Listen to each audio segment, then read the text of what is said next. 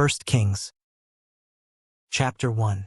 Now King David was old and well along in years, and though they covered him with blankets, he could not keep warm. So his servants said to him, "Let us search for a young virgin for our master the king, to attend to him and care for him and lie by his side to keep him warm." Then they searched throughout Israel for a beautiful girl, and they found Abishag the Shunammite and brought her to the king. The girl was unsurpassed in beauty. She cared for the king and served him, but he had no relations with her. At that time Adonijah, David's son by Haggith, began to exalt himself, saying, "I will be king." And he acquired chariots and horsemen and 50 men to run ahead of him. His father had never once reprimanded him by saying, "Why do you act this way?" Adonijah was also very handsome, born next after Absalom. So Adonijah conferred with Joab son of Zeruiah and with Abiathar the priest, who supported him. But Zadok the priest, Benaiah son of Jehoiada, Nathan the prophet, Shimei, Ray, and David's mighty men would not join Adonijah. And Adonijah sacrificed sheep, oxen, and fattened calves near the stone of Zoheleth, which is next to En-Rogel. He invited all his royal brothers and all the men of Judah who were servants of the king. But he did not invite Nathan the prophet, Benaiah the mighty men, or his brother Solomon. Then Nathan said to Bathsheba the mother of Solomon, "Have you not heard that Adonijah son of Haggith has become king, and our master David does not know it? Now please, come and let me advise you. Save your own life and the life of your son Solomon. Go at once to King David and say, 'My master the king, did you not swear to your maidservant, surely your son Solomon will reign after me, and he will sit on my throne? Why then has Adonijah become king? Then, while you are still there speaking with the king, I will come in after you and confirm your words.'" So Bathsheba went to see the king in his bedroom. Since the king was very old, Abishag the Shunammite was serving him. And Bathsheba bowed down in homage to the king, who asked, "What is your desire?" "My master," she replied, "you yourself swore to your maidservant by Yahweh your Elohim. Surely your son Solomon will reign after me, and he will sit on my throne. But now, behold, Adonijah has become king, and you, my master the king, did not know it. And he has sacrificed an abundance of oxen, fattened calves, and sheep, and has invited all the other sons of the king, as well as Abiathar the priest and Joab the commander of the army. But he did not invite your servant Solomon. And as for you, my master the king, the eyes of all Israel are upon you to tell them who will sit on the throne of my master the king after him. Otherwise, when my master the king rests with his fathers, I and my son Solomon will be counted as criminals." And just then, while Bathsheba was still speaking with the king, Nathan the prophet arrived. So the king was told, "Nathan the prophet is here." And Nathan went in and bowed face down before the king. "My master the king," said Nathan, "did you say, 'Adonijah will reign after me, and he will sit on my throne?' For today he has gone down and sacrificed an abundance of oxen, fattened calves, and sheep, and has invited all the sons of the king, the commanders of the army, and Abiathar the priest. And behold, they are eating and drinking before him, saying, 'Long live King Adonijah!' But me your servant he did not invite, nor Zadok the priest, nor Benaiah son of Jehoiada, nor your servant Solomon. Has my master the king let this happen without informing your servant who should sit on the throne after my master the king?" Then King David said, "Call in Bathsheba for me." So she came into the king's presence and stood before him. And the king swore an oath, saying, "As surely as Yahweh lives, who has redeemed my life from all distress, I will carry out this very day exactly what I swore to you by Yahweh, the Elohim of Israel. Surely your son Solomon will reign after me, and he will sit on my throne in my place." Bathsheba bowed face down in homage to the king and said, "May my master King David live forever." Then King David said, "Call in for me Zadok the priest, Nathan the prophet, and Benaiah son of Jehoiada." So they came before the king. "Take my servants with you," said the king. "Set my son Solomon on my own mule and take him down to Gin. There Zadok the priest and Nathan the prophet are to anoint him king over Israel. You are to blow the ram's horn and declare, 'Long live King Solomon.' Then you shall go up with him, and he is to come and sit on my throne and reign in my place. For I have appointed him ruler over Israel and Judah. Amen, replied Benaiah son of Jehoiada. May Yahweh, the Elohim of my master the king, so declare it. Just as Yahweh was with my master the king, so may he be with Solomon and make his throne even greater than that of my master King David. Then Zadok the priest, Nathan the prophet, and Benaiah son of Jehoiada, along with the Cherethites and Pelethites, went down and set Solomon on King David's mule, and they escorted him to Gin. Zadok the priest took the horn of oil from the tabernacle and anointed Solomon. Then they blew the ram's horn, and all the people proclaimed, "Long live King Solomon!" All the people followed him, playing flutes and rejoicing with such a great joy that the earth was split by the sound. Now Adonijah and all his guests were finishing their feast when they heard the sound of the ram's horn. "Why is the city in such a loud uproar?" asked Joab. As he was speaking, suddenly Jonathan the son of Abiathar the priest arrived. "Come in," said Adonijah, "for you are a man of valor. You must be bringing good news." "Not at all," Jonathan replied. "Our master King David has made Solomon king. And with Solomon, the king has sent Zadok the priest, Nathan the prophet, and Benaiah son of Jehoiada, along with the Cherethites and Pelethites, and they have set him on the king's mule. Zadok the priest and Nathan the prophet have anointed him king at Gin, and they have gone up from there with rejoicing that rings out in the city. That is the noise you hear. Moreover, Solomon has taken his seat on the royal throne.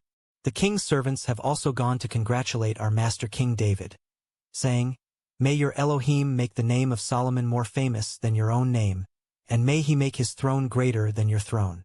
And the king has bowed in worship on his bed, saying, "Blessed be Yahweh, the Elohim of Israel. Today he has provided one to sit on my throne, and my eyes have seen it." At this, all the guests of Adonijah arose in terror and scattered. But Adonijah, in fear of Solomon, got up and went to take hold of the horns of the altar. It was reported to Solomon, "Behold, Adonijah fears King Solomon, and he has taken hold of the horns of the altar," saying, "Let King Solomon first swear to me not to put his servant to the sword." And Solomon replied, "If he is a man of character, not a single hair of his will fall to the ground. But if evil is found in him, he will die." So King Solomon summoned Adonijah down from the altar, and he came and bowed down before King Solomon, who said to him, "Go to your home." Chapter 2. As the time drew near for David to die, he charged his son Solomon, "I am about to go the way of all the earth. So be strong and prove yourself a man. And keep the charge of Yahweh your Elohim to walk in his ways and to keep his statutes, commandments, ordinances, and decrees, as is written in the law of Moses, so that you may prosper in all you do and wherever you turn, and so that Yahweh may fulfill his promise to me. If your descendants take heed to walk faithfully before me with all their heart and soul, you will never fail to have a man on the throne of Israel. Moreover, you know what Joab son of Zeruiah did to me, what he did to Abner son of Ner and Amasa son of Jether, the two commanders of the armies of Israel. He killed them in peacetime to avenge the blood of war. He stained with the blood of war the belt around his waist and the sandals on his feet. So act according to your wisdom, and do not let his gray head go down to Sheol in peace. But show loving devotion to the sons of Barzillai the Gileadite, and let them be among those who eat at your table, because they stood by me when I fled from your brother Absalom. Keep an eye on Shimei the son of Gera, the Benjamite from Bahurim, who is with you. He called down bitter curses against me on the day I went to Mahanaim, but when he came down to meet me at the Jordan, I swore to him by Yahweh, I will never put you to the sword. Now therefore, do not hold him guiltless, for you are a wise man. You know what you ought to do to him to bring his gray head down to Sheol in blood." Then David rested with his fathers and was buried in the city of David. The length of David's reign over Israel was 40 years 7 years in Hebron and 33 years in Jerusalem. So Solomon sat on the throne of his father David, and his kingdom was firmly established. Now Adonijah son of Haggith went to Bathsheba the mother of Solomon, and she asked, "Do you come in peace?" "Yes, in peace," he replied. Then he said, "I have something to tell you." "Say it," she answered. "You know that the kingship was mine," he said. All Israel expected that I should reign, but the kingship has turned to my brother, for it has come to him from Yahweh. So now I have just one request of you. Do not deny me. State your request, she told him. Adonijah replied, Please speak to King Solomon, since he will not turn you down. Let him give me Abishag the Shunammite as my wife. Very well, Bathsheba replied. I will speak to the king for you. So Bathsheba went to King Solomon to speak to him for Adonijah. The king stood up to greet her, bowed to her, and sat down on his throne. Then the king had a throne brought for his mother, who sat down at his right hand. I have just one small request of you, she said. Do not deny me. Make your request, my mother, the king replied, for I will not deny you. So Bathsheba said, Let Abishag the Shunammite be given to your brother Adonijah as his wife. King Solomon answered his mother, Why do you request Abishag the Shunammite for Adonijah? Since he is my older brother, you might as well request the kingdom for him and for Abiathar the priest and for Joab son of Zeruiah. Then King Solomon swore by Yahweh, May Elohim punish me, and ever so severely, if Adonijah has not made this request at the expense of his life. And now, as surely as Yahweh lives, the one who established me, who set me on the throne of my father David, and who founded for me a dynasty as he promised, surely Adonijah shall be put to death today. So King Solomon sent the order to Benaiah son of Jehoiada, who struck down Adonijah, and he died. Then the king said to Abiathar the priest, Go back to your fields in Anathoth. Even though you deserve to die, I will not put you to death at this time, since you carried the ark of Yahweh Elohim before my father David, and you suffered through all that my father suffered. So Solomon banished Abiathar from the priesthood of Yahweh and thus fulfilled the word that Yahweh had spoken at Shiloh against the house of Eli. When the news reached Joab, who had conspired with Adonijah but not with Absalom, he fled to the tent of Yahweh and took hold of the horns of the altar. It was reported to King Solomon, Joab has fled to the tent of Yahweh and is now beside the altar. So Solomon sent Benaiah son of Jehoiada, saying, Go, strike him down. And Benaiah entered the tent of Yahweh and said to Joab, The king says, Come out. But Joab replied, No, I will die here. So Benaiah relayed the message to the king, saying, This is how Joab answered me.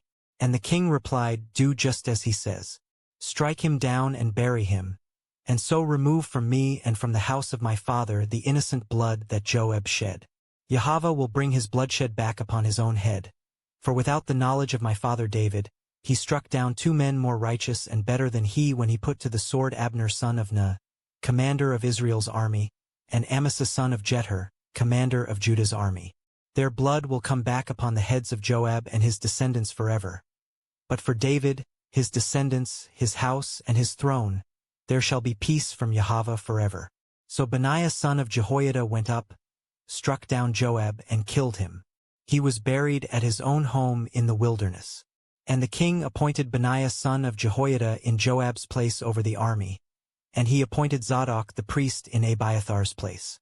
Then the king summoned Shimei and said to him, Build a house for yourself in Jerusalem and live there, but do not go anywhere else.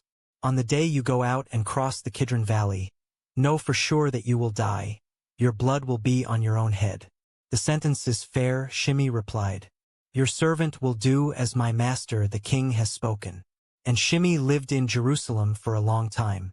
After 3 years, however, 2 of Shimei's slaves ran away to Achish son of Maacah, king of Gath. And Shimei was told, Look, your slaves are in Gath. So Shimei saddled his donkey and set out to Achish at Gath in search of his slaves, and he brought them back from Gath. When Solomon was told that Shimei had gone from Jerusalem to Gath and had returned, the king summoned Shimei and said to him, Did I not make you swear by Yahweh and warn you, on the day you leave and go elsewhere, know for sure that you will die?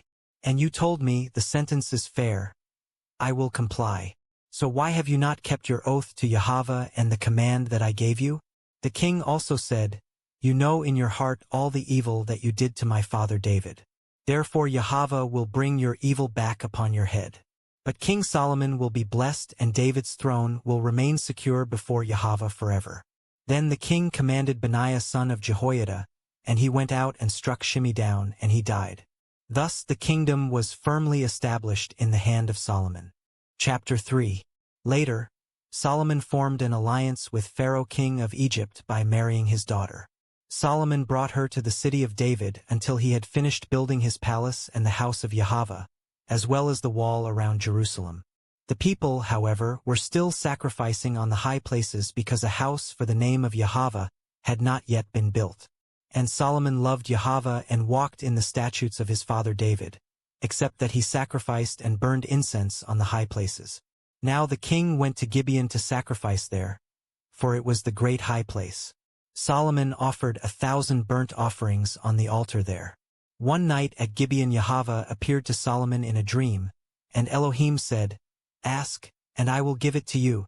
Solomon replied, "You have shown much loving devotion to your servant, my father David, because he walked before you in faithfulness, righteousness, and uprightness of heart. And you have maintained this loving devotion by giving him a son to sit on his throne this very day. And now, O Yahweh my Elohim, you have made your servant king in my father David's place. But I am only a little child, not knowing how to go out or come in. Your servant is here among the people you have chosen, a people too numerous to count or number. Therefore give your servant an understanding heart to judge your people and to discern between good and evil. For who is able to govern this great people of yours?" Now it pleased Yahweh that Solomon had made this request. So Elohim said to him, "Since you have asked for this instead of requesting long life or wealth for yourself or death for your enemies, but you have asked for discernment to administer justice, behold, I will do what you have asked. I will give you a wise and discerning heart, so that there has never been nor will ever be another like you. Moreover, I will give you what you did not request, both riches and honor, so that during all your days no man in any kingdom will be your equal. So if you walk in my ways and keep my statutes and commandments, just as your father David did, I will prolong your days." Then Solomon awoke, and indeed it had been a dream. So he returned to Jerusalem, stood before the ark of the covenant of Yahweh, and offered burnt offerings and peace offerings. Then he held a feast for all his servants. At that time 2 prostitutes came to the king and stood before him. One woman said, "Please, my master, this woman and I live in the same house, and I gave birth while she was in the house. On the 3rd day after I gave birth, this woman also had a baby. We were alone, with no one in the house but the 2 of us. During the night this woman's son died because she rolled over on him. So she got up in the middle of the night and took my son from my side while I was asleep. She laid him in her bosom and put her dead son at my bosom. The next morning, when I got up to nurse my son, I discovered he was dead. But when I examined him, I realized that he was not the son I had born." "No," said the other woman, "the living one is my son and the dead one is your son." But the first woman insisted, "No, the dead one is yours and the living one is mine." So they argued before the king. Then the king replied, "This woman says, 'My son is alive and yours is dead.' But that woman says, 'No, your son is dead and mine is alive.'" The king continued, "Bring me a sword." So they brought him a sword, and the king declared, "Cut the living child in 2 and give half to one and half to the other." Then the woman whose son was alive spoke to the king because she yearned with compassion for her son. "Please, my master," she said, "give her the living baby. Do not kill him." But the other woman said, "He will be neither mine nor yours. Cut him in 2. Then the king gave his ruling, "Give the living baby to the first woman. By no means should you kill him. She is his mother." When all Israel heard of the judgment the king had given, they stood in awe of him, for they saw that the wisdom of Elohim was in him to administer justice. Chapter 4. So King Solomon ruled over Israel, and these were his chief officials. Azariah son of Zadok was the priest. Elihoreph and Ahijah, the sons of Shisha, were secretaries. Jehoshaphat son of Ahilud was the recorder. Benaiah son of Jehoiada was in charge of the army. Zadok and Abiathar were priests. Azariah son of Nathan was in charge of the governors. Zabud son of Nathan was a priest and advisor to the king. Ahishar was in charge of the palace, and Adoniram son of Abda was in charge of the forced labor. Solomon had 12 governors over all Israel to provide food for the king and his household. Each one would arrange provisions for 1 month of the year, and these were their names: Ben-Hur in the hill country of Ephraim, Ben-Deker in Makaz, in Shalbim, in Beth-Shemesh, and in Elon-Beth-Hanan.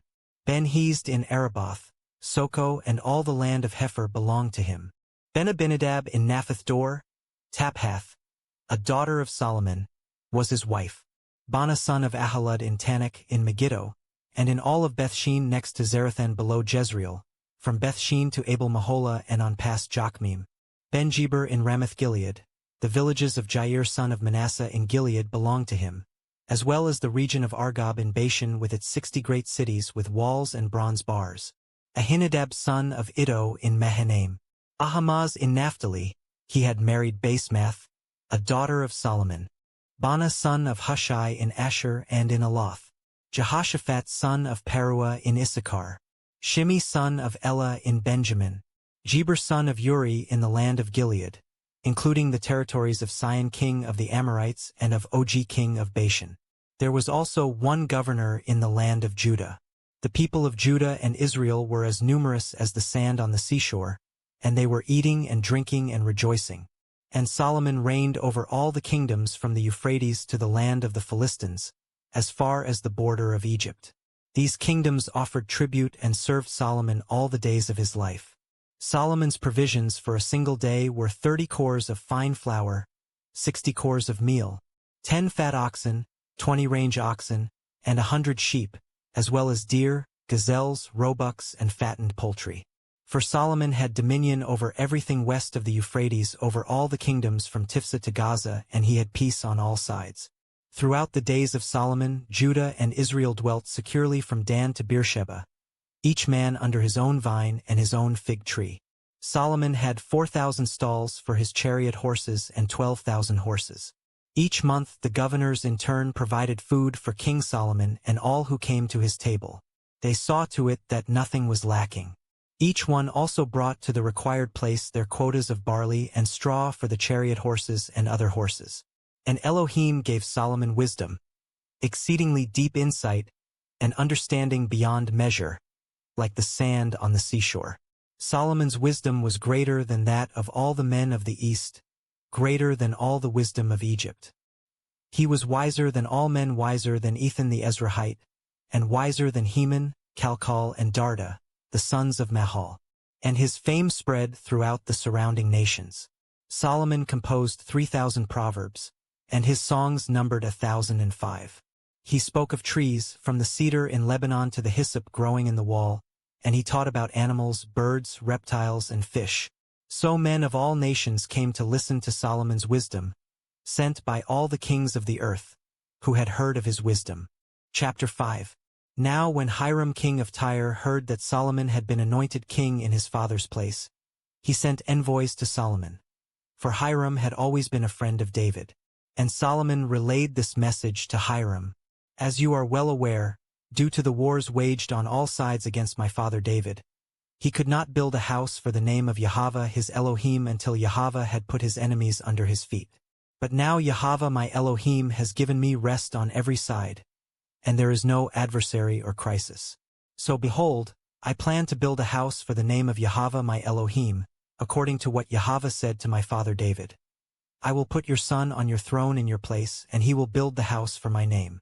Now therefore, order that cedars of Lebanon be cut down for me. My servants will be with your servants, and I will pay your servants whatever wages you set. For you know that there are none among us as skilled in logging as the Sidonians. When Hiram received Solomon's message, he rejoiced greatly and said, Blessed be Yahweh this day. He has given David a wise son over this great people. Then Hiram sent a reply to Solomon, saying, I have received your message. I will do all you desire regarding the cedar and cypress timber. My servants will haul the logs from Lebanon to the sea, and I will float them as rafts by sea to the place you specify.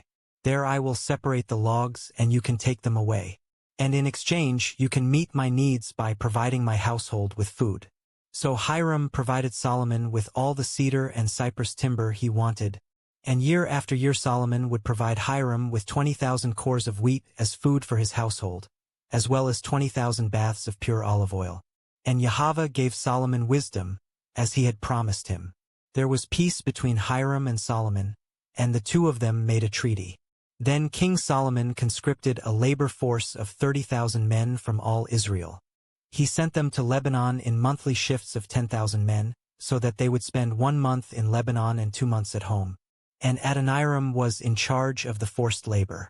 Solomon had 70,000 porters and 80,000 stonecutters in the mountains, not including his 3,300 foremen who supervised the workers. And the king commanded them to quarry large, costly stones to lay the foundation of the temple with dressed stones. So Solomon's and Hiram's builders, along with the Jebuelites, quarried the stone and prepared the timber and stone for the construction of the temple. Chapter 6. In the 480th year after the Israelites had come out of the land of Egypt, in the month of Ziv, the 2nd month of the 4th year of Solomon's reign over Israel, he began to build the house of Yahweh.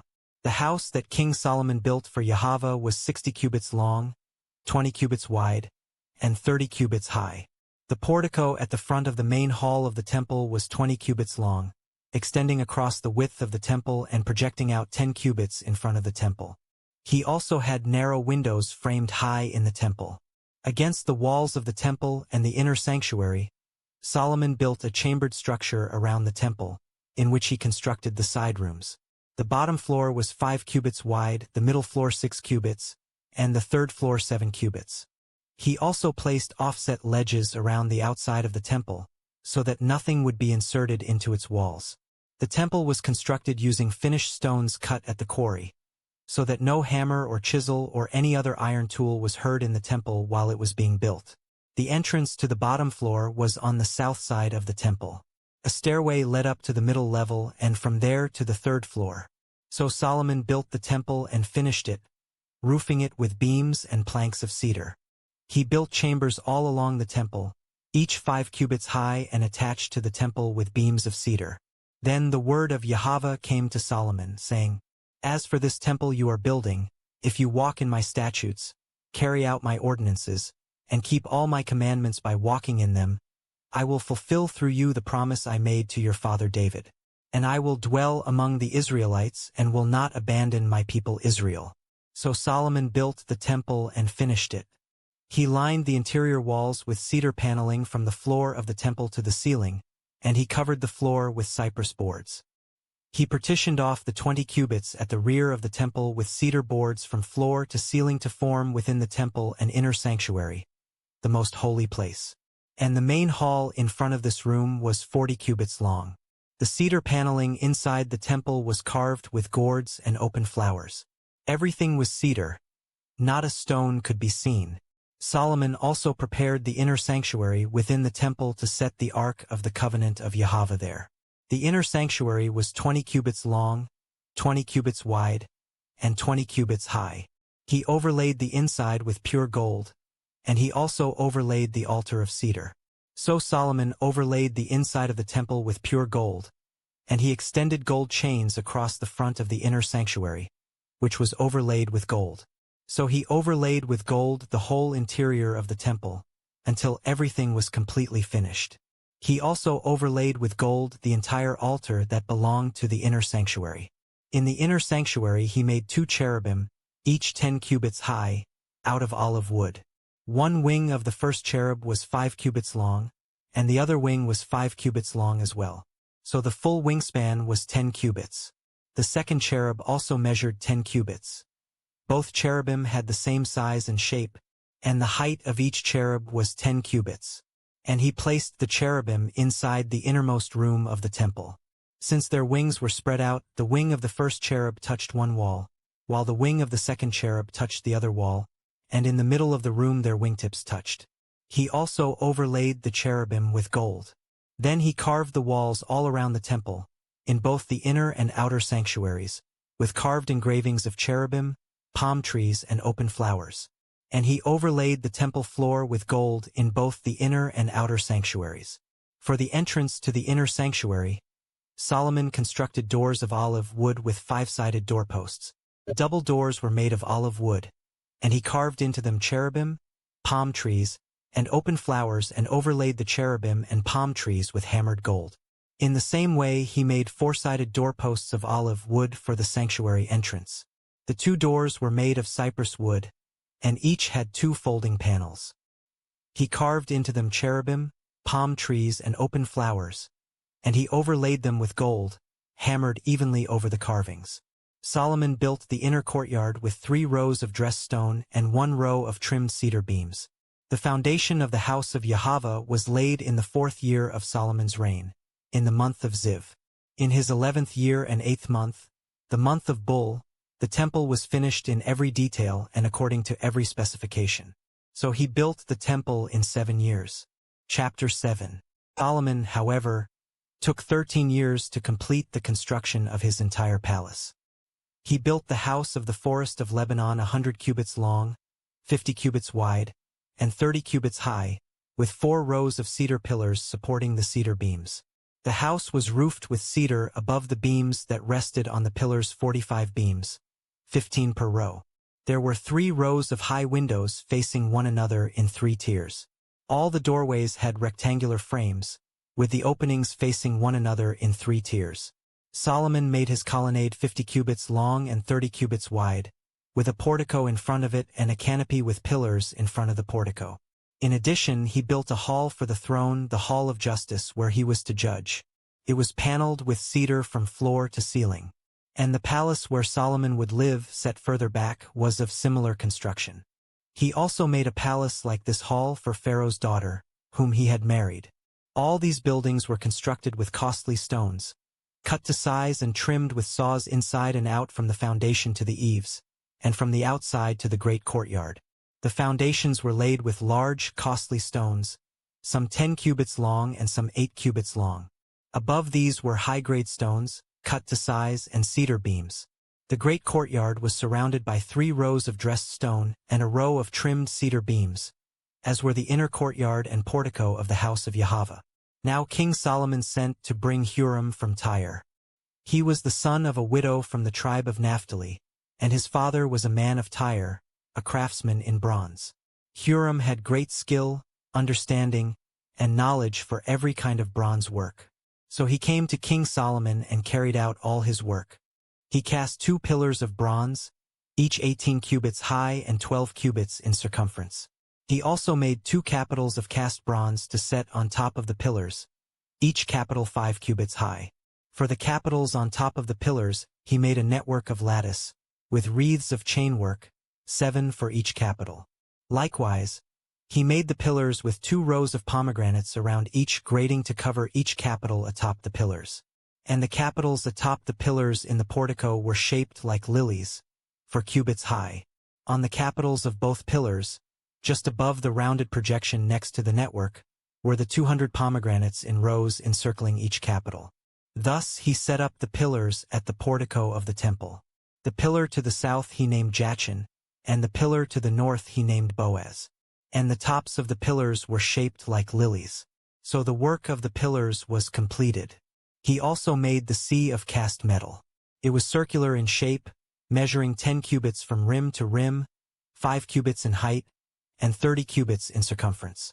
Below the rim, ornamental buds encircled it, 10 per cubit all the way around the sea, cast in 2 rows as a part of the sea.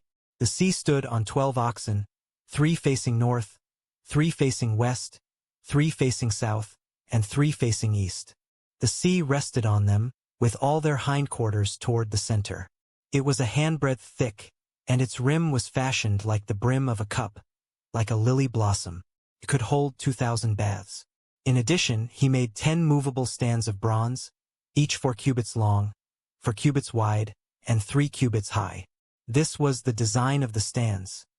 They had side panels attached to uprights, and on the panels between the uprights were lions, oxen, and cherubim. On the uprights was a pedestal above, and below the lions and oxen were wreaths of beveled work. Each stand had 4 bronze wheels with bronze axles and a basin resting on 4 supports, with wreaths at each side. The opening to each stand inside the crown at the top was 1 cubit deep, with a round opening like the design of a pedestal 1.5 cubits wide. And around its opening were engravings, but the panels of the stands were square, not round. There were 4 wheels under the panels, and the axles of the wheels were attached to the stand. Each wheel was a cubit and a half in diameter. The wheels were made like chariot wheels. Their axles, rims, spokes, and hubs were all of cast metal. Each stand had 4 handles, one for each corner, projecting from the stand. At the top of each stand was a circular band half a cubit high. The supports and panels were cast as a unit with the top of the stand. He engraved cherubim, lions, and palm trees on the surfaces of the supports and panels, wherever each had space, with wreaths all around. In this way he made the 10 stands, each with the same casting, dimensions, and shape. He also made 10 bronze basins, each holding 40 baths and measuring 4 cubits across, 1 basin for each of the 10 stands. He set 5 stands on the south side of the temple and 5 on the north, and he put the sea on the south side, at the southeast corner of the temple. Additionally, Huram made the pots, shovels, and sprinkling bowls. So Huram finished all the work that he had undertaken for King Solomon in the house of Yahweh. The 2 pillars, the 2 bowl-shaped capitals atop the pillars, the 2 sets of network covering both bowls of the capitals atop the pillars, the 400 pomegranates for the 2 sets of network, 2 rows of pomegranates for each network covering both the bowl-shaped capitals atop the pillars, the 10 stands, the 10 basins on the stands, the sea, the 12 oxen underneath the sea, and the pots, shovels, and sprinkling bowls. All the articles that Huram made for King Solomon in the house of Yahweh were made of burnished bronze. The king had them cast in clay molds in the plain of the Jordan between Succos and Zarethan. Solomon left all these articles unweighed because there were so many. The weight of the bronze could not be determined. Solomon also made all the furnishings for the house of Yahweh: the golden altar, the golden table on which was placed the bread of the presence, the lampstands of pure gold in front of the inner sanctuary, 5 on the right side and 5 on the left, the gold flowers, lamps, and tongs, the pure gold basins, wick trimmers, sprinkling bowls, ladles, and censers, and the gold hinges for the doors of the inner temple, that is, the most holy place, as well as for the doors of the main hall of the temple. So all the work that King Solomon had performed for the house of Yahweh was completed. Then Solomon brought in the items his father David had dedicated: the silver, the gold, and the furnishings, and he placed them in the treasuries of the house of Yahweh. Chapter 8. At that time Solomon assembled before him in Jerusalem the elders of Israel, all the tribal heads and family leaders of the Israelites, to bring up the ark of the covenant of Yahweh from Zion, the city of David. And all the men of Israel came together to King Solomon at the feast in the 7th month, the month of Ethanim. When all the elders of Israel had arrived, the priests took up the ark, and they brought up the ark of Yahweh and the tent of meeting with all its sacred furnishings. So the priests and Levites carried them up. There, before the ark, King Solomon and the whole congregation of Israel who had assembled with him sacrificed so many sheep and oxen that they could not be counted or numbered. Then the priests brought the ark of the covenant of Yahweh to its place in the inner sanctuary of the temple, the most holy place, beneath the wings of the cherubim. For the cherubim spread their wings over the place of the ark and overshadowed the ark and its poles. The poles extended far enough that their ends were visible from the holy place in front of the inner sanctuary, but not from outside the holy place, and they are there to this day. There was nothing in the ark except the 2 stone tablets that Moses had placed in it at Horeb, where Yahweh had made a covenant with the Israelites after they had come out of the land of Egypt. And when the priests came out of the holy place, the cloud filled the house of Yahweh, so that the priests could not stand there to minister because of the cloud. For the glory of Yahweh filled the house of Yahweh. Then Solomon declared, Yahweh has said that he would dwell in the thick cloud. I have indeed built you an exalted house, a place for you to dwell forever. And as the whole assembly of Israel stood there, the king turned around and blessed them all, and said, Blessed be Yahweh, the Elohim of Israel, who has fulfilled with his own hand what he spoke with his mouth to my father David, saying, Since the day I brought my people Israel out of Egypt, I have not chosen a city from any tribe of Israel in which to build a house so that my name would be there. But I have chosen David to be over my people Israel. Now it was in the heart of my father David to build a house for the name of Yahweh, the Elohim of Israel. But Yahweh said to my father David, Since it was in your heart to build a house for my name, you have done well to have this in your heart. Nevertheless, you are not the one to build it, but your son, your own offspring, will build the house for my name. Now Yahweh has fulfilled the word that he spoke. I have succeeded my father David, and I sit on the throne of Israel as Yahweh promised. I have built the house for the name of Yahweh, the Elohim of Israel. And there I have provided a place for the ark, which contains the covenant of Yahweh that he made with our fathers when he brought them out of the land of Egypt.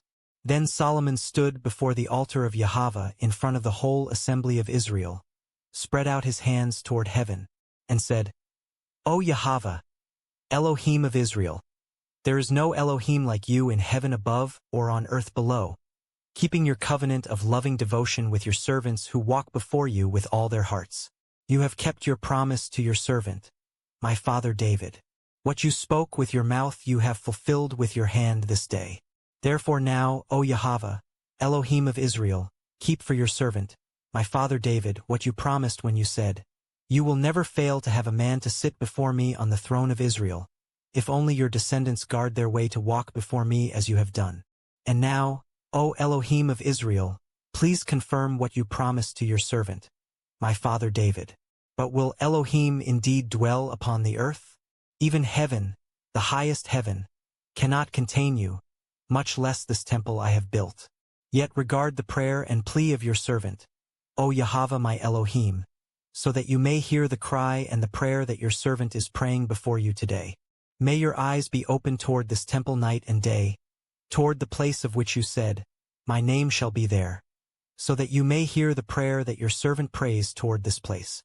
Hear the plea of your servant and of your people Israel when they pray toward this place. May you hear from heaven your dwelling place. May you hear and forgive. When a man sins against his neighbor and is required to take an oath, and he comes to take an oath before your altar in this temple, then may you hear from heaven and act. May you judge your servants, condemning the wicked man by bringing down on his own head what he has done, and justifying the righteous man by rewarding him according to his righteousness. When your people Israel are defeated before an enemy because they have sinned against you, and they return to you and confess your name, praying and pleading with you in this temple, then may you hear from heaven and forgive the sin of your people Israel. May you restore them to the land you gave to their fathers. When the skies are shut and there is no rain because your people have sinned against you, and they pray toward this place and confess your name, and they turn from their sins because you have afflicted them, then may you hear from heaven and forgive the sin of your servants, your people Israel, so that you may teach them the good way in which they should walk.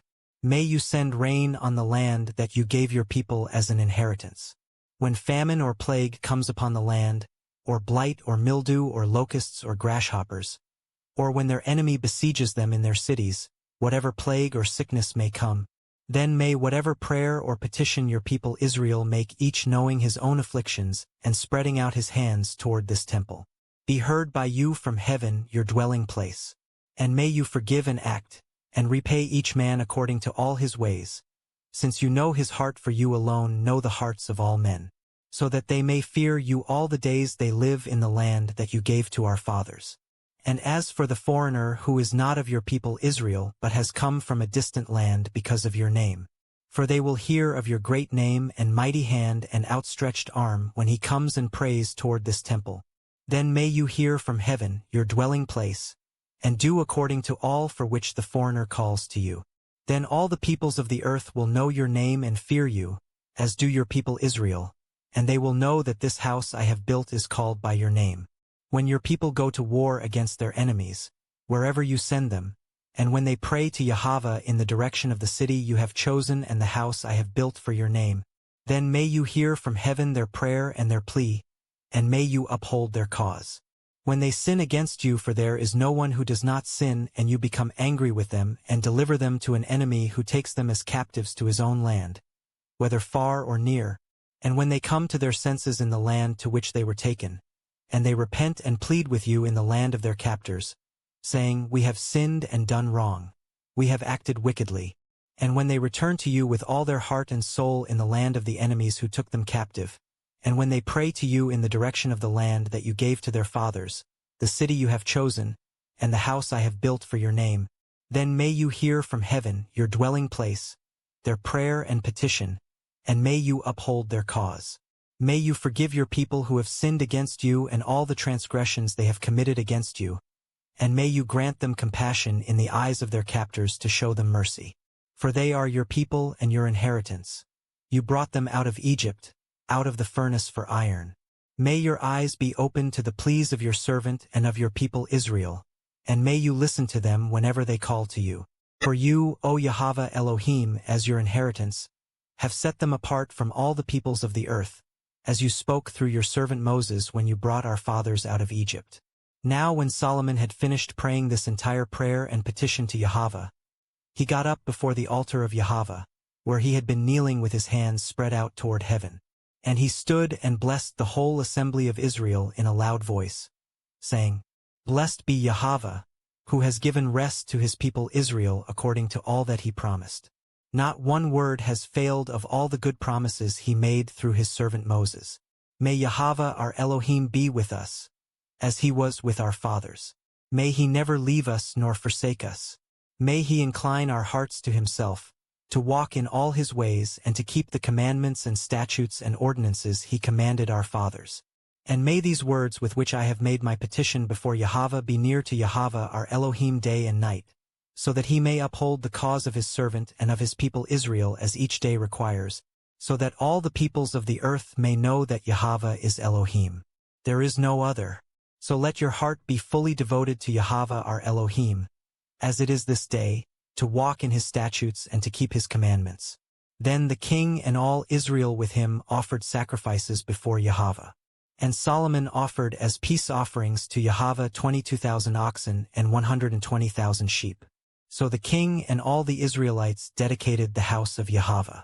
On that same day the king consecrated the middle of the courtyard in front of the house of Yahweh, and there he offered the burnt offerings, the grain offerings, and the fat of the peace offerings, since the bronze altar before Yahweh was too small to contain all these offerings. So at that time Solomon and all Israel with him, a great assembly of people from Lebo-Hamath to the brook of Egypt, kept the feast before Yahweh our Elohim for 7 days and 7 more days, 14 days in all. On the 15th day Solomon sent the people away. So they blessed the king and went home, joyful and glad in heart for all the good things that Yahweh had done for his servant David and for his people Israel. Chapter 9. Now when Solomon had finished building the house of Yahweh and the royal palace, and had achieved all that he had desired to do, Yahweh appeared to him a second time, as he had appeared to him at Gibeon. And Yahweh said to him, I have heard your prayer and petition before me. I have consecrated this temple you have built by putting my name there forever.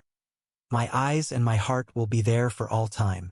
And as for you, if you walk before me as your father David walked, with a heart of integrity and uprightness, doing all I have commanded you, and if you keep my statutes and ordinances, then I will establish your royal throne over Israel forever, as I promised your father David when I said, You will never fail to have a man on the throne of Israel. But if indeed you or your sons turn away from following me and do not keep the commandments and statutes I have set before you, and if you go off to serve and worship other gods, then I will cut off Israel from the land that I have given them, and I will banish from my presence this temple I have sanctified for my name. Then Israel will become an object of scorn and ridicule among all peoples. And when this temple has become a heap of rubble, all who pass by it will be appalled and will hiss and say, Why has Yahweh done such a thing to this land and to this temple?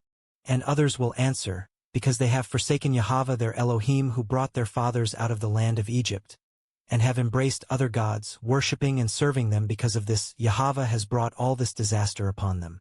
Now at the end of the 20 years during which Solomon built these 2 houses, the house of Yahweh and the royal palace, King Solomon gave 20 towns in the land of Galilee to Hiram king of Tyre, who had supplied him with cedar and cypress logs and gold for his every desire.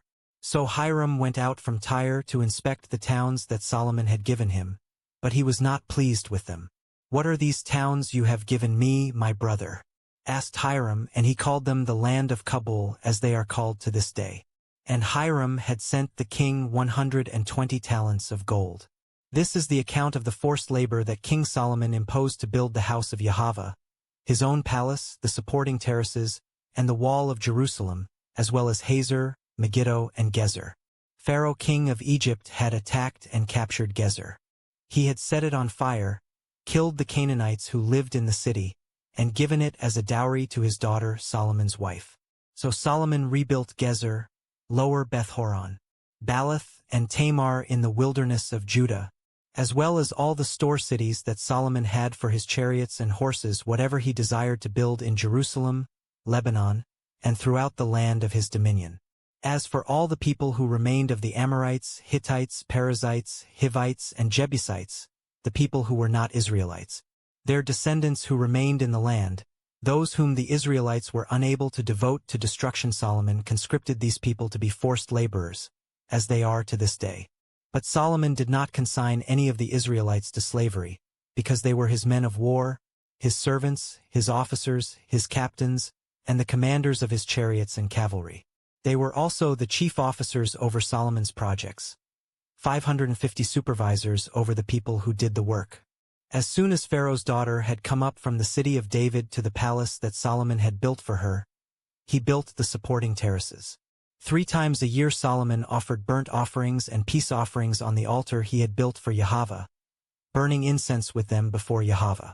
So he completed the temple. King Solomon also assembled a fleet of ships at Ezion-Geber, which is near Elath in Edom, on the shore of the Red Sea. And Hiram sent his servants, men who knew the sea, to serve in the fleet with Solomon's servants. They sailed to Ophir and imported gold from there 420 talents and delivered it to Solomon. Chapter 10. Now when the queen of Sheba heard about the fame of Solomon concerning the name of Yahweh, she came to test him with difficult questions. She arrived in Jerusalem with a very large caravan with camels bearing spices, gold in great abundance, and precious stones. So she came to Solomon and spoke to him all that was on her mind. And Solomon answered all her questions. Nothing was too difficult for the king to explain. When the queen of Sheba saw all the wisdom of Solomon, the palace he had built, the food at his table, the seating of his servants, the service and attire of his attendants and cupbearers, and the burnt offerings he presented at the house of Yahweh, it took her breath away. She said to the king, "The report I heard in my own country about your words and wisdom is true. But I did not believe these things until I came and saw with my own eyes. Indeed, not even half was told to me. Your wisdom and prosperity have far exceeded the report I heard. How blessed are your men! How blessed are these servants of yours who stand continually before you and hear your wisdom. Blessed be Yahweh your Elohim, who has delighted in you to set you on the throne of Israel. Because of Yahweh's eternal love for Israel, he has made you king to carry out justice and righteousness." Then she gave the king 120 talents of gold, a great quantity of spices and precious stones. Never again was such an abundance of spices brought in as those the queen of Sheba gave to King Solomon. The fleet of Hiram that brought gold from Ophir also brought from Ophir a great cargo of almug wood and precious stones. The king made the almug wood into steps for the house of Yahweh and for the king's palace, and into lyres and harps for the singers. Never before had such almug wood been brought in, nor has such been seen to this day. King Solomon gave the queen of Sheba all she desired, whatever she asked besides what he had given her out of his royal bounty. Then she left and returned to her own country, along with her servants. The weight of gold that came to Solomon each year was 666 talents, not including the revenue from the merchants, traders, and all the Arabian kings and governors of the land. King Solomon made 200 large shields of hammered gold. 600 shekels of gold went into each shield. He also made 300 small shields of hammered gold. 3 minas of gold went into each shield. And the king put them in the house of the forest of Lebanon. Additionally, the king made a great throne of ivory and overlaid it with pure gold. The throne had 6 steps, and its back had a rounded top. There were armrests on both sides of the seat, with a lion standing beside each armrest. 12 lions stood on the 6 steps, one at either end of each step. Nothing like this had ever been made for any kingdom. All King Solomon's drinking cups were gold, and all the utensils of the house of the forest of Lebanon were pure gold. There was no silver, because it was accounted as nothing in the days of Solomon. For the king had the ships of Tarshish at sea with Hiram's fleet. And once every 3 years the ships of Tarshish would arrive bearing gold, silver, ivory, apes, and peacocks. So King Solomon surpassed all the kings of the earth in riches and wisdom. The whole world sought an audience with Solomon to hear the wisdom that Elohim had put in his heart. Year after year, each visitor would bring his tribute. Articles of silver and gold, clothing, weapons, spices, horses, and mules. Solomon accumulated 1,400 chariots and 12,000 horses, which he stationed in the chariot cities and also with him in Jerusalem. The king made silver as common in Jerusalem as stones, and cedar as abundant as sycamore in the foothills. Solomon's horses were imported from Egypt and Kue. The royal merchants purchased them from Kue. A chariot could be imported from Egypt for 600 shekels of silver, and a horse for 150. Likewise, they exported them to all the kings of the Hittites and to the kings of Aram. Chapter 11. King Solomon, however, loved many foreign women along with the daughter of Pharaoh women of Moab, Ammon, Edom, and Sidon, as well as Hittite women. These women were from the nations about which Yahweh had told the Israelites, "You must not intermarry with them, for surely they will turn your hearts after their gods." Yet Solomon clung to these women in love. He had 700 wives of royal birth and 300 concubines, and his wives turned his heart away. For when Solomon grew old, his wives turned his heart after other gods, and he was not wholeheartedly devoted to Yahweh his Elohim, as his father David had been. Solomon followed Ashtoreth, the goddess of the Sidonians, and Milcom, the abomination of the Ammonites. So Solomon did evil in the sight of Yahweh. Unlike his father David, he did not follow Yahweh completely. At that time, on a hill east of Jerusalem, Solomon built a high place for Chemosh the abomination of Moab and for Molech the abomination of the Ammonites. He did the same for all his foreign wives, who burned incense and sacrificed to their gods. Now Yahweh grew angry with Solomon, because his heart had turned away from Yahweh, the Elohim of Israel, who had appeared to him twice. Although he had warned Solomon explicitly not to follow other gods, Solomon did not keep Yahweh's command. Then Yahweh said to Solomon, "Because you have done this and have not kept my covenant and my statutes, which I have commanded you, I will tear the kingdom away from you and give it to your servant. Nevertheless, for the sake of your father David, I will not do it during your lifetime. I will tear it out of the hand of your son. Yet I will not tear the whole kingdom away from him. I will give one tribe to your son for the sake of my servant David and for the sake of Jerusalem, which I have chosen." Then Yahweh raised up against Solomon an adversary, Hadad the Edomite, from the royal line of Edom. Earlier, when David was in Edom, Joab the commander of the army had gone to bury the dead and had struck down every male in Edom. Joab and all Israel had stayed there 6 months, until he had killed every male in Edom. But Hadad, still just a young boy, had fled to Egypt, along with some Edomites who were servants of his father. Hadad and his men set out from Midian and went to Paran. They took men from Paran with them and went to Egypt, to Pharaoh king of Egypt, who gave Hadad a house and land and provided him with food. There Hadad found such great favor in the sight of Pharaoh that he gave to him in marriage the sister of Queen Tahpenes, his own wife. And the sister of Tahpenes bore Hadad a son named Genubath. Tahpenes herself weaned him in Pharaoh's palace, and Genubath lived there among the sons of Pharaoh. When Hadad heard in Egypt that David had rested with his fathers and that Joab, the commander of the army, was dead, he said to Pharaoh, "Let me go, that I may return to my own country." But Pharaoh asked him, "What have you lacked here with me that you suddenly want to go back to your own country?" "Nothing," Hadad replied, "but please let me go." And Elohim raised up against Solomon another adversary, Rezon the son of Eliada, who had fled from his master, Hadadezer king of Zobah, and had gathered men to himself. When David killed the Zobarites, Rezon captained a band of raiders and went to Damascus, where they settled and gained control. Rezon was Israel's enemy throughout the days of Solomon, adding to the trouble caused by Hadad. So Rezon ruled over Aram with hostility toward Israel. Now Jeroboam son of Nebat was an Ephraimite from Zerida, whose mother was a widow named Zeruiah. Jeroboam was a servant of Solomon, but he rebelled against the king, And this is the account of his rebellion against the king. Solomon had built the supporting terraces and repaired the gap in the wall of the city of his father David. Now Jeroboam was a mighty man of valor. So when Solomon noticed that the young man was industrious, he put him in charge of the whole labor force of the house of Joseph. During that time, the prophet Ahijah the Shilonite met Jeroboam on the road as he was going out of Jerusalem. Now Ahijah had wrapped himself in a new cloak, and the two of them were alone in the open field. And Ahijah took hold of the new cloak he was wearing, tore it into 12 pieces, and said to Jeroboam, "Take 10 pieces for yourself, for this is what Yahweh, the Elohim of Israel, says, Behold, I will tear the kingdom out of the hand of Solomon, and I will give you 10 tribes.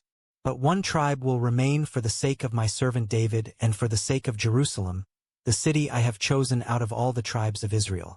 For they have forsaken me to worship Ashtoreth, the goddess of the Sidonians, Chemosh the god of the Moabites, and Milcom the god of the Ammonites. They have not walked in my ways, nor done what is right in my eyes, nor kept my statutes and judgments, as Solomon's father David did. Nevertheless, I will not take the whole kingdom out of Solomon's hand, because I have made him ruler all the days of his life for the sake of David my servant, whom I chose because he kept my commandments and statutes. But I will take 10 tribes of the kingdom from the hand of his son and give them to you. I will give 1 tribe to his son, so that my servant David will always have a lamp before me in Jerusalem, the city where I chose to put my name. But as for you, I will take you, and you shall reign over all that your heart desires, and you will be king over Israel. If you listen to all that I command you, walk in my ways, and do what is right in my sight in order to keep my statutes and commandments as my servant David did, then I will be with you. I will build you a lasting dynasty just as I built for David, and I will give Israel to you. Because of this, I will humble David's descendants but not forever." Solomon therefore sought to kill Jeroboam. But Jeroboam arose and fled to Egypt, to Shishak king of Egypt, where he remained until the death of Solomon. As for the rest of the acts of Solomon, all that he did, as well as his wisdom, are they not written in the book of the acts of Solomon? Thus the time that Solomon reigned in Jerusalem over all Israel was 40 years. And Solomon rested with his fathers and was buried in the city of his father David. And his son Rehoboam reigned in his place. Chapter 12. Then Rehoboam went to Shechem, for all Israel had gone there to make him king. When Jeroboam son of Nebat heard about this, he was still in Egypt, where he had fled from King Solomon and had been living ever since. So they sent for Jeroboam, and he and the whole assembly of Israel came to Rehoboam and said, "Your father put a heavy yoke on us. But now you should lighten the burden of your father's service and the heavy yoke he put on us, and we will serve you." Rehoboam answered, "Go away for 3 days and then return to me." So the people departed. Then King Rehoboam consulted with the elders who had served his father Solomon during his lifetime. "How do you advise me to respond to these people?" he asked. They replied, "If you will be a servant to these people and serve them this day, and if you will respond by speaking kind words to them, they will be your servants forever." But Rehoboam rejected the advice of the elders. Instead, he consulted the young men who had grown up with him and served him. He asked them, "What message do you advise that we send back to these people who have spoken to me, saying, 'Lighten the yoke your father put on us'?" The young men who had grown up with him replied, "This is how you should answer these people who said to you, 'Your father made our yoke heavy, but you should make it lighter.' This is what you should tell them. 'My little finger is thicker than my father's waist. Whereas my father burdened you with a heavy yoke, I will add to your yoke. Whereas my father scourged you with whips, I will scourge you with scorpions." After 3 days, Jeroboam and all the people returned to Rehoboam, since the king had said, "Come back to me on the 3rd day." And the king answered the people harshly. He rejected the advice of the elders, and spoke to them as the young men had advised, saying, "Whereas my father made your yoke heavy, I will add to your yoke. Whereas my father scourged you with whips, I will scourge you with scorpions." So the king did not listen to the people, and indeed this turn of events was from Yahweh, to fulfill the word he had spoken to Jeroboam son of Nebat through Ahijah the Shilonite. When all Israel saw that the king had refused to listen to them, they answered the king, "What portion do we have in David, and what inheritance in the son of Jesse? To your tents, O Israel! Look now to your own house, O David! So the Israelites went home, but Rehoboam still reigned over the Israelites living in the cities of Judah. Then King Rehoboam sent out Adoram, who was in charge of the forced labor, but all Israel stoned him to death. And King Rehoboam mounted his chariot in haste and escaped to Jerusalem. So to this day Israel has been in rebellion against the house of David. When all Israel heard that Jeroboam had returned, they summoned him to the assembly and made him king over all Israel. Only the tribe of Judah followed the house of David. And when Rehoboam arrived in Jerusalem, he mobilized the whole house of Judah and the tribe of Benjamin 180,000 chosen warriors to fight against the house of Israel and restore the kingdom to Rehoboam son of Solomon. But the word of Elohim came to Shemaiah the man of Elohim. Tell Rehoboam son of Solomon king of Judah, all the house of Judah and Benjamin, and the rest of the people, that this is what Yahweh says: You are not to go up and fight against your brothers, the Israelites. Each of you must return home, for this word is from me. So they listened to the word of Yahweh and turned back according to the word of Yahweh. Then Jeroboam built Shechem in the hill country of Ephraim and lived there. And from there he went out and built Penuel. Jeroboam said in his heart, Now the kingdom might revert to the house of David. If these people go up to offer sacrifices in the house of Yahweh at Jerusalem, their hearts will return to their master, Rehoboam king of Judah. Then they will kill me and return to Rehoboam king of Judah. After seeking advice, the king made 2 golden calves and said to the people, Going up to Jerusalem is too much for you. Here, O Israel, are your gods, who brought you up out of the land of Egypt. 1 calf he set up in Bethel and the other in Dan. And this thing became a sin. The people walked as far as Dan to worship before one of the calves. Jeroboam also built shrines on the high places and appointed from every class of people priests who were not Levites. And Jeroboam ordained a feast on the 15th day of the 8th month, like the feast that was in Judah, and he offered sacrifices on the altar.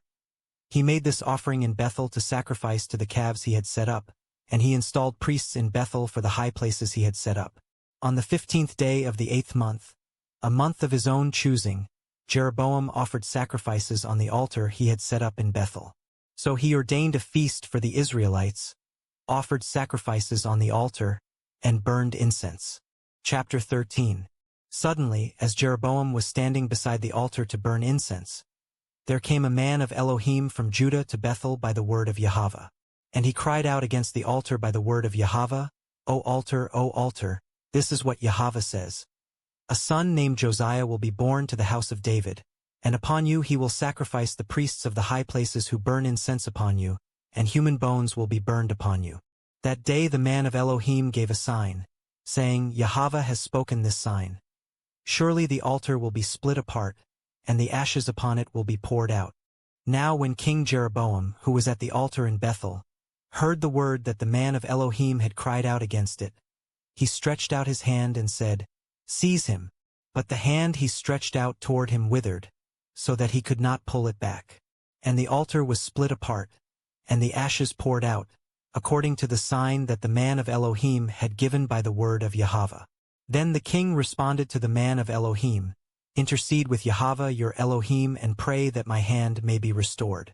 So the man of Elohim interceded with Yahweh, and the king's hand was restored to him as it was before. Then the king said to the man of Elohim, Come home with me and refresh yourself, and I will give you a reward.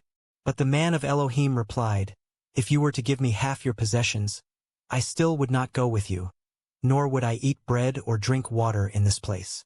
For this is what I was commanded by the word of Yahweh. You must not eat bread or drink water or return by the way you came. So the man of Elohim went another way and did not return by the way he had come to Bethel. Now a certain old prophet was living in Bethel, and his sons came and told him all the deeds that the man of Elohim had done that day in Bethel. They also told their father the words that the man had spoken to the king. Which way did he go? Their father asked. And his sons showed him the way taken by the man of Elohim, who had come from Judah. So the prophet said to his sons, Saddle the donkey for me. Then they saddled the donkey for him, and he mounted it, and went after the man of Elohim. He found him sitting under an oak tree and asked, "Are you the man of Elohim who came from Judah?" "I am," he replied. So the prophet said to the man of Elohim, "Come home with me and eat some bread." But the man replied, "I cannot return with you or eat bread or drink water with you in this place. For I have been told by the word of Yahweh, you must not eat bread or drink water there or return by the way you came." Then the prophet replied, "I too am a prophet like you, and an angel spoke to me by the word of Yahweh, saying, Bring him back with you to your house, so that he may eat bread and drink water." The old prophet was lying to him, but the man of Elohim went back with him, ate bread in his house and drank water. While they were sitting at the table, the word of Yahweh came to the prophet who had brought him back. And the prophet cried out to the man of Elohim who had come from Judah, "This is what Yahweh says. Because you have defied the word of Yahweh and have not kept the commandment that Yahweh your Elohim gave you, but you went back and ate bread and drank water in the place where he told you not to do so, your body shall never reach the tomb of your fathers." And after the man of Elohim had finished eating and drinking, the old prophet who had brought him back saddled the donkey for him. As he went on his way, a lion met him on the road and killed him, and his body was left lying in the road with the donkey and the lion standing beside it. And there were men passing by who saw the body lying in the road with the lion standing beside it, and they went and reported this in the city where the old prophet lived. When the prophet who had brought him back from his journey heard this, he said, "It is the man of Elohim who disobeyed the command of Yahweh. Therefore Yahweh has delivered him to the lion, and it has mauled him and killed him, according to the word that Yahweh had spoken to him." Then the old prophet instructed his sons, "Saddle the donkey for me." So they saddled it, and he went and found the body lying in the road, with the donkey and the lion standing beside it. The lion had not eaten the body or mauled the donkey. So the old prophet lifted up the body of the man of Elohim, laid it on the donkey, and brought it back to his own city to mourn for him and bury him. Then he laid the body in his own tomb, and they lamented over him, "Oh, my brother!" After he had buried him, the prophet said to his sons, "When I die, you must bury me in the tomb where the man of Elohim is buried. Lay my bones beside his bones." For the message that he cried out by the word of Yahweh against the altar in Bethel, and against all the shrines on the high places in the cities of Samaria will surely come to pass. Even after these events, Jeroboam did not repent of his evil ways. But again he appointed priests for the high places from every class of people. He ordained anyone who desired to be a priest of the high places. And this was the sin of the house of Jeroboam that led to its extermination and destruction from the face of the earth. Chapter 14. At that time Abijah son of Jeroboam became ill, and Jeroboam said to his wife, "Now get up, disguise yourself so they will not recognize you as my wife, and go to Shiloh. For Ahijah the prophet is there. It was he who spoke about my kingship over this people. Take with you 10 loaves of bread, some cakes, and a jar of honey, and go to him. He will tell you what will become of the boy." Jeroboam's wife did as instructed. She arose and went to Shiloh and arrived at Ahijah's house. Now Ahijah could not see, for his eyes were dim because of his age. But Yahweh had said to Ahijah, "Behold, the wife of Jeroboam is coming to ask you about her son, for he is ill. You are to say such and such to her, because when she arrives, she will be disguised." So when Ahijah heard the sound of her feet entering the door, he said, "Come in, wife of Jeroboam. Why are you disguised? For I have been sent to you with bad news. Go, tell Jeroboam that this is what Yahweh, the Elohim of Israel, says. I raised you up from among the people and appointed you ruler over my people Israel. I tore the kingdom away from the house of David and gave it to you. But you were not like my servant David, who kept my commandments and followed me with all his heart, doing only what was right in my eyes. You have done more evil than all who came before you. You have proceeded to make for yourself other gods and molten images to provoke me, and you have flung me behind your back. Because of all this, behold, I am bringing disaster on the house of Jeroboam. I will cut off from Jeroboam every male, both slave and free, in Israel. I will burn up the house of Jeroboam as one burns up dung until it is gone. Anyone belonging to Jeroboam who dies in the city will be eaten by dogs, and anyone who dies in the field will be eaten by the birds of the air. For Yahweh has spoken. As for you, get up and go home.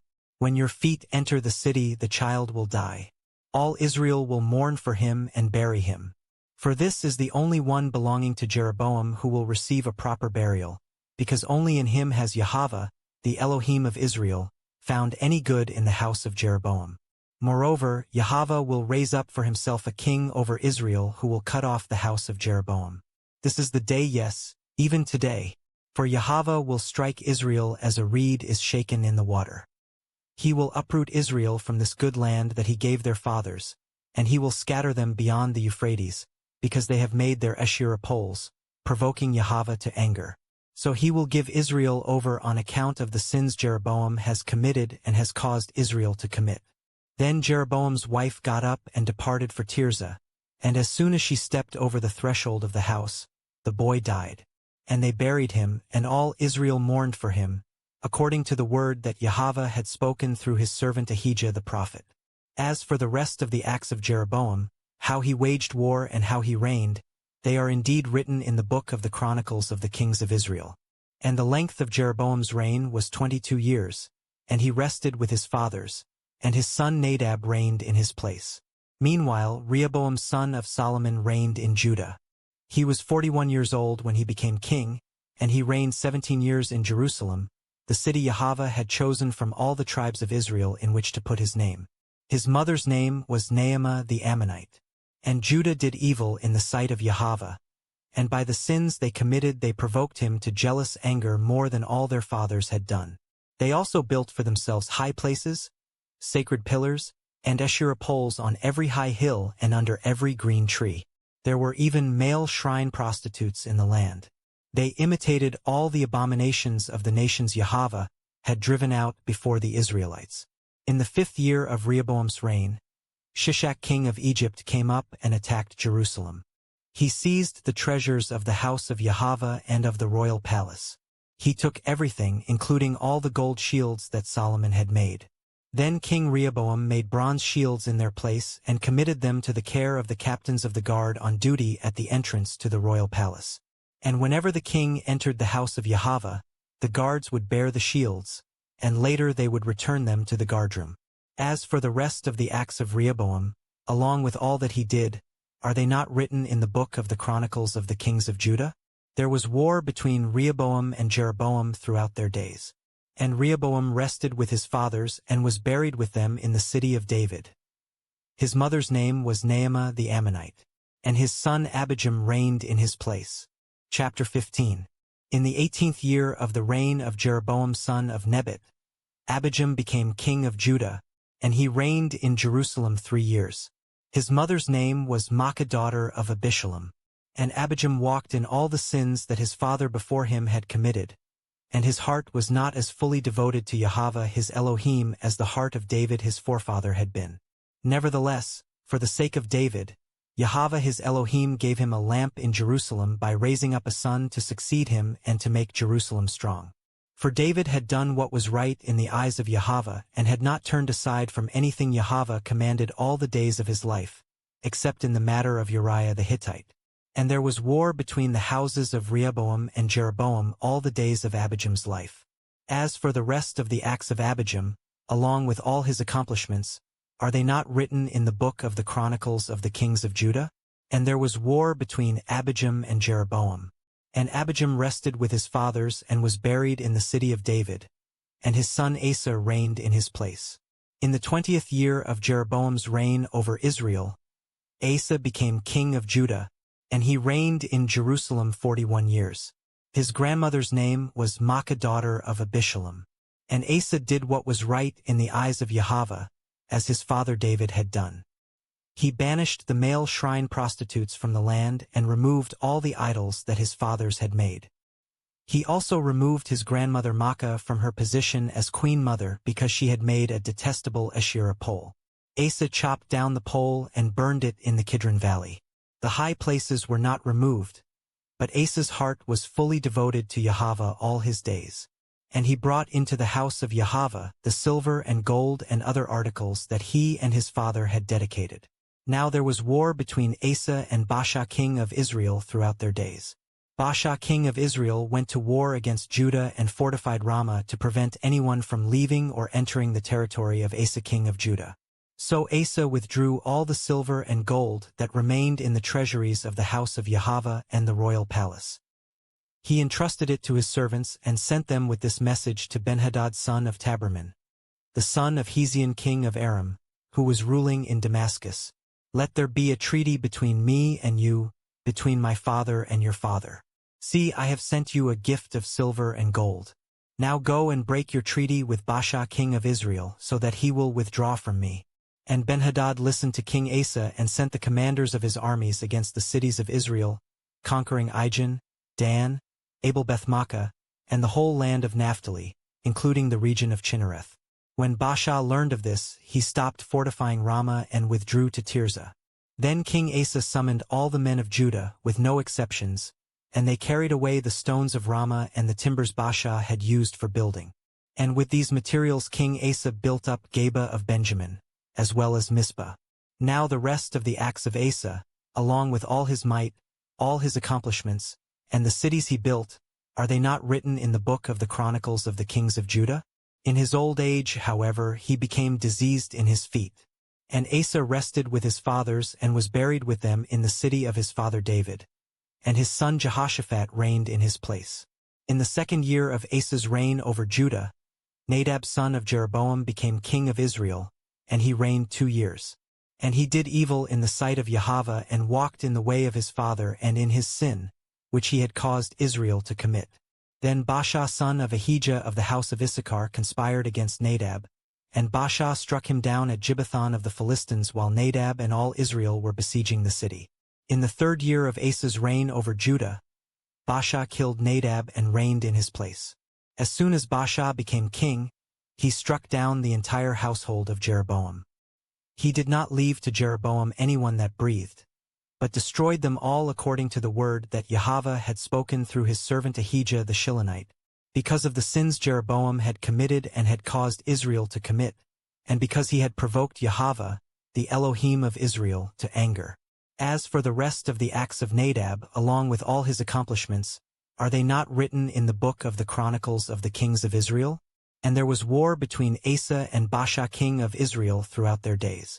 In the 3rd year of Asa's reign over Judah, Baasha son of Ahijah became king of all Israel, and he reigned in Tirzah 24 years. And Baasha did evil in the sight of Yahweh and walked in the way of Jeroboam and in his sin, which he had caused Israel to commit. Chapter 16. Then the word of Yahweh came to Jehu son of Hanani against Baasha, saying, Even though I lifted you out of the dust and made you ruler over my people Israel, you have walked in the way of Jeroboam and have caused my people Israel to sin and to provoke me to anger by their sins. So now I will consume Baasha and his house, and I will make your house like that of Jeroboam son of Nebat. Anyone belonging to Baasha who dies in the city will be eaten by dogs, and anyone who dies in the field will be eaten by the birds of the air. As for the rest of the acts of Baasha, along with his accomplishments and might, are they not written in the book of the Chronicles of the Kings of Israel? And Baasha rested with his fathers and was buried in Tirzah, and his son Elah reigned in his place. Moreover, the word of Yahweh came through the prophet Jehu son of Hanani against Baasha and his house, because of all the evil he had done in the sight of Yahweh, provoking him to anger with the work of his hands and becoming like the house of Jeroboam, and also because Baasha had struck down the house of Jeroboam. In the 26th year of Asa's reign over Judah, Elah son of Baasha became king of Israel, and he reigned in Tirzah 2 years. However, while Elah was in Tirzah getting drunk in the house of Arza, the steward of his household there, Elah's servant Zimri, the commander of half his chariots, conspired against him. So in the 27th year of Asa's reign over Judah, Zimri went in, struck Elah down, and killed him, and Zimri reigned in his place. As soon as Zimri began to reign and was seated on the throne, he struck down the entire household of Baasha. He did not leave a single male, whether a kinsman or friend. So Zimri destroyed the entire household of Baasha, according to the word that Yahweh had spoken against Baasha through Jehu the prophet. This happened because of all the sins Baasha and his son Elah had committed and had caused Israel to commit, provoking Yahweh, the Elohim of Israel, to anger with their worthless idols. As for the rest of the acts of Elah, along with all his accomplishments, are they not written in the book of the Chronicles of the Kings of Israel? In the 27th year of Asa's reign over Judah, Zimri reigned in Tirzah for 7 days. Now the troops were encamped against Gibbethon of the Philistines, and the people in the camp heard that Zimri had not only conspired but had also struck down the king. So there in the camp that very day all Israel proclaimed Omri, the commander of the army, king over Israel. Then Omri and all the Israelites marched up from Gibbethon and besieged Tirzah. When Zimri saw that the city was captured, he entered the citadel of the royal palace and burned it down upon himself. So he died, because of the sins he had committed, doing evil in the sight of Yahweh and following the example of Jeroboam, and the sin he had committed and had caused Israel to commit. As for the rest of the acts of Zimri and the treason he committed, are they not written in the book of the Chronicles of the Kings of Israel? At that time the people of Israel were divided. Half of the people supported Tibni son of Gineth as king, and half supported Omri. But the followers of Omri proved stronger than those of Tibni son of Gineth. So Tibni died and Omri became king. In the 31st year of Asa's reign over Judah, Omri became king of Israel, and he reigned 12 years, 6 of them in Tirzah. He bought the hill of Samaria from Shemer for 2 talents of silver and built a city there, calling it Samaria after the name of Shemer, who had owned the hill. But Omri did evil in the sight of Yahweh and acted more wickedly than all who were before him. For he walked in all the ways of Jeroboam son of Nebat and in his sins, which he caused Israel to commit, provoking Yahweh, the Elohim of Israel, to anger with their worthless idols. As for the rest of the acts of Omri, along with his accomplishments and the might he exercised, are they not written in the book of the Chronicles of the Kings of Israel? And Omri rested with his fathers and was buried in Samaria, and his son Ahab reigned in his place. In the 38th year of Asa's reign over Judah, Ahab son of Omri became king of Israel, and he reigned in Samaria 22 years. However, Ahab son of Omri did evil in the sight of Yahweh, more than all who were before him. And as if it were not enough for him to walk in the sins of Jeroboam son of Nebat, he even married Jezebel the daughter of Ethbaal king of the Sidonians, and he then proceeded to serve and worship Baal. First, Ahab set up an altar for Baal in the temple of Baal that he had built in Samaria. Then he set up an Asherah pole. Thus Ahab did more to provoke Yahweh, the Elohim of Israel, to anger than all the kings of Israel before him. In Ahab's days, Heel the Bethelite rebuilt Jericho. At the cost of Abiram his firstborn he laid its foundation, and at the cost of Segub his youngest he set up its gates, according to the word that Yahweh had spoken through Joshua son of Nun. Chapter 17. Now Elijah the Tishbite, who was among the settlers of Gilead, said to Ahab, As surely as Yahweh lives the Elohim of Israel before whom I stand, there will be neither dew nor rain in these years except at my word. Then a revelation from Yahweh came to Elijah. Leave here, turn eastward, and hide yourself by the brook of Cherith, east of the Jordan. And you are to drink from the brook, and I have commanded the ravens to feed you there. So Elijah did what Yahweh had told him, and he went and lived by the brook of Cherith, east of the Jordan. The ravens would bring him bread and meat in the morning and evening, and he would drink from the brook. Some time later, however, the brook dried up because there had been no rain in the land. Then the word of Yahweh came to Elijah, Get up and go to Zarephath of Sidon and stay there. Behold, I have commanded a widow there to provide for you. So Elijah got up and went to Zarephath. When he arrived at the city gate, there was a widow gathering sticks. Elijah called to her and said, Please bring me a little water in a cup, so that I may drink. And as she was going to get it, he called to her and said, Please bring me a piece of bread. But she replied, As surely as Yahweh your Elohim lives, I have no bread, only a handful of flour in a jar and a little oil in a jug. Look, I am gathering a couple of sticks to take home and prepare a meal for myself and my son, so that we may eat it and die. Do not be afraid, Elijah said to her. Go and do as you have said. But first make me a small cake of bread from what you have, and bring it out to me. Afterward, make some for yourself and your son. For this is what Yahweh, the Elohim of Israel, says, The jar of flour will not be exhausted and the jug of oil will not run dry until the day Yahweh sends rain upon the face of the earth. So she went and did according to the word of Elijah, and there was food every day for Elijah and the woman and her household. The jar of flour was not exhausted and the jug of oil did not run dry, according to the word that Yahweh had spoken through Elijah. Later, the son of the woman who owned the house became ill, and his sickness grew worse and worse, until no breath remained in him. "O man of Elohim," said the woman to Elijah, "what have you done to me? Have you come to remind me of my iniquity and caused the death of my son?" But Elijah said to her, "Give me your son." So he took him from her arms, carried him to the upper room where he was staying, and laid him on his own bed. Then he cried out to Yahweh, "O Yahweh my Elohim, have you also brought tragedy on this widow who has opened her home to me, by causing her son to die?" Then he stretched himself out over the child 3 times and cried out to Yahweh, "O Yahweh my Elohim, please let this boy's life return to him." And Yahweh listened to the voice of Elijah, and the child's life returned to him, and he lived. Then Elijah took the child, brought him down from the upper room into the house, and gave him to his mother. "Look, your son is alive," Elijah declared. Then the woman said to Elijah, "Now I know that you are a man of Elohim and that the word of Yahweh from your mouth is truth." Chapter 18. After a long time, in the 3rd year of the drought, the word of Yahweh came to Elijah. "Go and present yourself to Ahab, and I will send rain upon the face of the earth." So Elijah went to present himself to Ahab. The famine was severe in Samaria, and Ahab summoned Obadiah, who was in charge of the palace.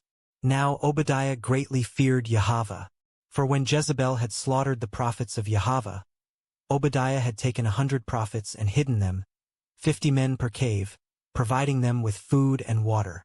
Then Ahab said to Obadiah, "Go throughout the land to every spring and every valley. Perhaps we will find grass to keep the horses and mules alive, so that we will not have to destroy any livestock." So they divided the land to explore.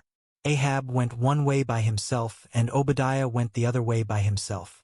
Now as Obadiah went on his way, Elijah suddenly met him. When Obadiah recognized him, he fell face down and said, "Is it you, my master Elijah?" "It is I," he answered. "Go tell your master, Elijah is here." But Obadiah replied, "How have I sinned, that you are handing your servant over to Ahab to put me to death? As surely as Yahweh your Elohim lives, there is no nation or kingdom where my master has not sent someone to search for you." When they said, "He is not here," he made that kingdom or nation swear that they had not found you. And now you say, "Go tell your master that Elijah is here." I do not know where the Spirit of Yahweh may carry you off when I leave you. Then when I go and tell Ahab and he does not find you, he will kill me. But I, your servant, have feared Yahweh from my youth. Was it not reported to my master what I did when Jezebel slaughtered the prophets of Yahweh? I hid 100 prophets of Yahweh, 50 men per cave, and I provided them with food and water. And now you say, "Go tell your master that Elijah is here. He will kill me." Then Elijah said, "As surely as Yahweh of hosts lives, before whom I stand, I will present myself to Ahab today." So Obadiah went to inform Ahab, who went to meet Elijah. When Ahab saw Elijah, he said to him, "Is that you, O troubler of Israel?" "I have not troubled Israel," Elijah replied, "but you and your father's house have, for you have forsaken the commandments of Yahweh and have followed the Baals. Now summon all Israel to meet me on Mount Carmel, along with the 450 prophets of Baal and the 400 prophets of Asherah who eat at Jezebel's table." So Ahab summoned all the Israelites and assembled the prophets on Mount Carmel. Then Elijah approached all the people and said, "How long will you waver between 2 opinions? If Yahweh is Elohim, follow him. But if Baal is Elohim, follow him." But the people did not answer a word. Then Elijah said to the people, "I am the only remaining prophet of Yahweh, but Baal has 450 prophets. Get 2 bulls for us. Let the prophets of Baal choose 1 bull for themselves, cut it into pieces, and place it on the wood but not light the fire. And I will prepare the other bull and place it on the wood but not light the fire. Then you may call on the name of your God, and I will call on the name of Yahweh. The Elohim who answers by fire, he is Elohim." And all the people answered, "What you say is good." Then Elijah said to the prophets of Baal, "Since you are so numerous, Choose for yourselves one bull and prepare it first. Then call on the name of your God. But do not light the fire. And they took the bull that was given them, prepared it, and called on the name of Baal from morning until noon, shouting, O Baal, answer us. But there was no sound, and no one answered as they leaped around the altar they had made. At noon Elijah began to taunt them, saying, Shout louder, for he is a god. Perhaps he is deep in thought or occupied or on a journey. Perhaps he is sleeping and must be awakened. So they shouted louder and cut themselves with knives and lances, as was their custom, until the blood gushed over them. Midday passed, and they kept on raving until the time of the evening sacrifice. But there was no response. No one answered, no one paid attention. Then Elijah said to all the people, Come near to me. So all the people approached him, and he repaired the altar of Yahweh that had been torn down. And Elijah took 12 stones, one for each tribe of the sons of Jacob, to whom the word of Yahweh had come and said, Israel shall be your name. And with the stones, Elijah built an altar in the name of Yahweh. Then he dug a trench around the altar large enough to hold 2 seahs of seed. Next, he arranged the wood, cut up the bull, placed it on the wood, and said, Fill 4 water pots and pour the water on the offering and on the wood. Do it a second time, he said, and they did it a second time. Do it a third time, he said, and they did it a third time. So the water ran down around the altar and even filled the trench. At the time of the evening sacrifice, Elijah the prophet approached the altar and said, O Yahweh, Elohim of Abraham, Isaac, and Israel, let it be known this day that you are Elohim in Israel and that I am your servant and have done all these things at your command. Answer me, O Yahweh, answer me so that this people will know that you, Yahweh, are Elohim, and that you have turned their hearts back again. Then the fire of Yahweh fell and consumed the sacrifice, the wood, the stones, and the dust, and it licked up the water in the trench. When all the people saw this, they fell face down and said, Yahweh, he is Elohim. Yahweh, he is Elohim. Then Elijah ordered them, Seize the prophets of Baal. Do not let a single one escape. So they seized them, and Elijah brought them down to the Kishon Valley and slaughtered them there. And Elijah said to Ahab, Go up, eat and drink, for there is the sound of a heavy rain. So Ahab went up to eat and drink. But Elijah climbed to the summit of Carmel, bent down on the ground, and put his face between his knees. Go and look toward the sea, he said to his servant. So the servant went and looked, and he said, There is nothing there. 7 times Elijah said, Go back. On the 7th time the servant reported, There is a cloud as small as a man's hand rising from the sea. And Elijah replied, Go and tell Ahab, Prepare your chariot and go down before the rain stops you. Meanwhile, the sky grew dark with clouds and wind, and a heavy rain began to fall. So Ahab rode away and went to Jezreel. And the hand of Yahweh came upon Elijah, and he tucked his cloak into his belt and ran ahead of Ahab all the way to Jezreel. Chapter 19. Now Ahab told Jezebel everything that Elijah had done and how he had killed all the prophets with the sword. So Jezebel sent a messenger to Elijah, saying, May the gods deal with me, and ever so severely, if by this time tomorrow I do not make your life like the lives of those you killed. And Elijah was afraid and ran for his life. When he came to Beersheba in Judah, he left his servant there, while he himself traveled on a day's journey into the wilderness. He sat down under a broom tree and prayed that he might die. I have had enough, Yahweh, he said. Take my life, for I am no better than my fathers. Then he lay down under the broom tree and fell asleep. Suddenly an angel touched him and said, Get up and eat. And he looked around, and there by his head was a cake of bread baked over hot coals, and a jar of water. So he ate and drank and lay down again. A second time the angel of Yahweh returned and touched him, saying, Get up and eat, or the journey will be too much for you. So he got up and ate and drank. And strengthened by that food, he walked 40 days and 40 nights until he reached Horeb, the mountain of Elohim. There Elijah entered a cave and spent the night. And the word of Yahweh came to him, saying, What are you doing here, Elijah? I have been very zealous for Yahweh, the Elohim of hosts, he replied. But the Israelites have forsaken your covenant, torn down your altars, and killed your prophets with the sword. I am the only one left, and they are seeking my life as well. Then Yahweh said, Go out and stand on the mountain before Yahweh. Behold, Yahweh is about to pass by. And a great and mighty wind tore into the mountains and shattered the rocks before Yahweh. But Yahweh was not in the wind. After the wind there was an earthquake, but Yahweh was not in the earthquake. After the earthquake there was a fire, but Yahweh was not in the fire.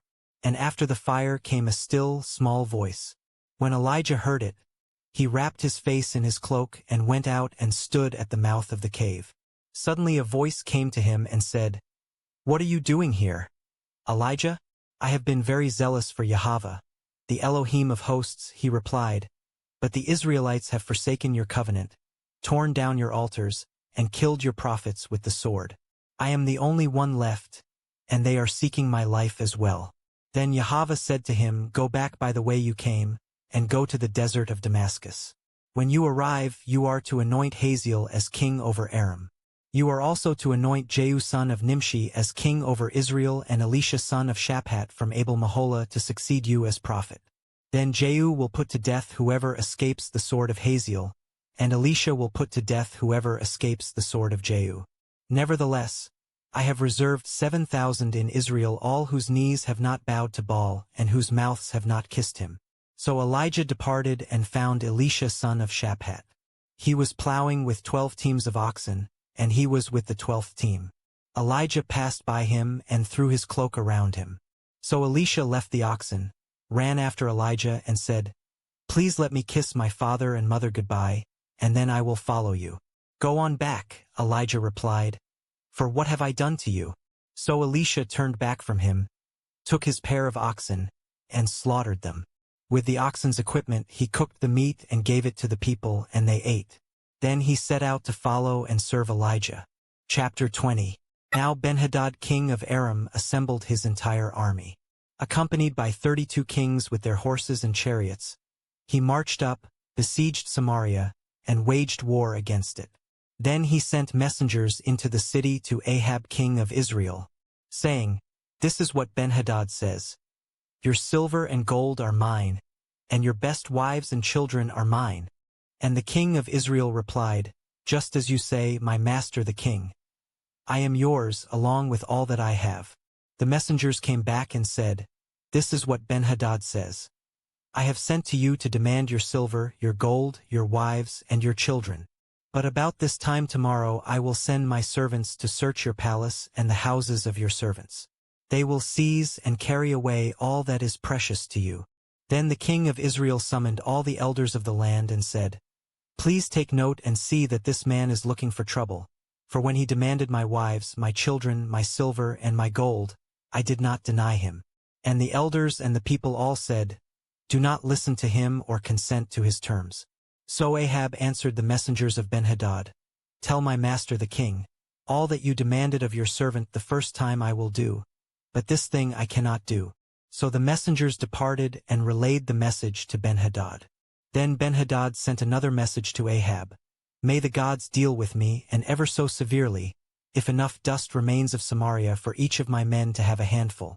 And the king of Israel replied, Tell him, the one putting on his armor should not boast like one taking it off. Benhadad received this message while he and the kings were drinking in their tents, and he said to his servants, Take your positions. So they stationed themselves against the city. Meanwhile a prophet approached Ahab king of Israel and declared, This is what Yahweh says. Do you see this entire great army? Behold, I will deliver it into your hand this very day, and you will know that I am Yahweh. By whom? Ahab asked. And the prophet replied, This is what Yahweh says, by the young officers of the district governors. Who will start the battle? Asked Ahab. You will, answered the prophet. So Ahab assembled the young officers of the district governors, and there were 232 men. And after them he assembled the rest of the Israelite troops, 7,000 in all. They marched out at noon while Benhadad and the 32 kings allied with him were in their tents getting drunk. And the young officers of the district governors marched out first. Now Benhadad had sent out scouts who reported to him, Men are marching out of Samaria. If they have marched out in peace, he said, Take them alive. Even if they have marched out for war, take them alive." Meanwhile, these young officers of the district governors marched out of the city, with the army behind them, and each one struck down his opponent. So the Arameans fled with the Israelites in pursuit. But Benhadad king of Aram escaped on horseback with the cavalry. Then the king of Israel marched out and attacked the horses and chariots, inflicting a great slaughter on the Arameans. Afterward, the prophet approached the king of Israel and said, "Go and strengthen your position, and take note what you must do. For in the spring the king of Aram will come up against you." Meanwhile, the servants of the king of Aram said to him, "Their gods are gods of the hills. That is why they prevailed over us. Instead, we should fight them on the plains. Surely then we will prevail. So do this. Dismiss all the kings from their positions and replace them with other officers. And you must raise an army like the one you have lost, horse for horse and chariot for chariot, so we can fight the Israelites on the plain, where we will surely prevail." And the king approved their plan and acted accordingly. In the spring, Benhadad mobilized the Arameans and went up to Aphek to fight against Israel. The Israelites also mobilized, gathered supplies, and marched out to meet them. The Israelites camped before them like 2 small flocks of goats, while the Arameans covered the countryside. Then the man of Elohim approached the king of Israel and said, "This is what Yahweh says. Because the Arameans think Yahweh is a god of the hills and not of the valleys, I will deliver all this great army into your hand. Then you will know that I am Yahweh." For 7 days the armies camped opposite each other, and on the 7th day the battle ensued, and the Israelites struck down the Arameans 100,000 foot soldiers in 1 day. The rest of them fled into the city of Aphek, where the wall fell on 27,000 of the remaining men. Benhadad also fled to the city and hid in an inner room. Then the servants of Benhadad said to him, "Look now, we have heard that the kings of the house of Israel are merciful. Let us go out to the king of Israel with sackcloth around our waists and ropes around our heads. Perhaps he will spare your life." So with sackcloth around their waists and ropes around their heads, they went to the king of Israel and said, "Your servant Benhadad says, 'Please spare my life.'" And the king answered, "Is he still alive? He is my brother." Now the men were looking for a sign of hope, and they quickly grasped at this word and replied, "Yes, your brother Benhadad." "Go and get him," said the king. Then Benhadad came out, and Ahab had him come up into his chariot. Benhadad said to him, "I will restore the cities my father took from your father. You may set up your own marketplaces in Damascus, as my father did in Samaria." "By this treaty I release you," Ahab replied. So he made a treaty with him and sent him away. Meanwhile, by the word of Yahweh, one of the sons of the prophets said to his companion, "Strike me, please." But the man refused to strike him. Then the prophet said to him, "Because you have not obeyed the voice of Yahweh, as soon as you depart from me a lion will kill you." And when he left, a lion found him and killed him. Then the prophet found another man and said, "Strike me, please." So the man struck him and wounded him, and the prophet went and waited on the road for the king, disguising himself with a bandage over his eyes. As the king passed by, he cried out to the king, "Your servant had marched out into the middle of the battle, when suddenly a man came over with a captive and told me, 'Guard this man. If he goes missing for any reason, your life will be exchanged for his life, or you will weigh out a talent of silver.'